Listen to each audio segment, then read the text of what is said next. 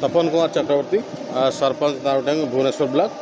आज आमर राज्यस्तरीय सरपंच महासंघर एक प्रस्तुत बैठक। ए बैठक रे आमर प्रति जिलार समस्त कर्मकर्ता विशेष भाव में जोग देइचंती। आगामी दिन में आमर पंचायत स्तर रे सरपंच मानकर जो असुविधा सुविधा रही से आज आमर संघर एक प्रस्तुत बैठक रे आम निर्धारित करा जीवो जे आमर विभिन्न दाबी सरकार पाखे आम उपस्थापन करूँ।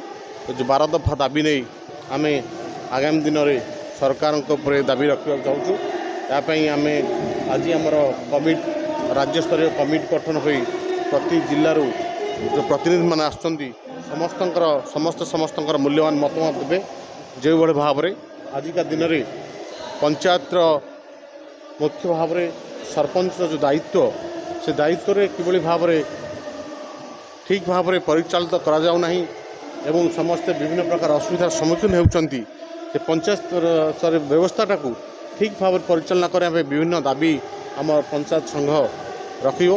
तेणुक आगामी दिन में खूब शीघ्र आम आपण माध्यम जनईदेवु जे आमर कार्यसूची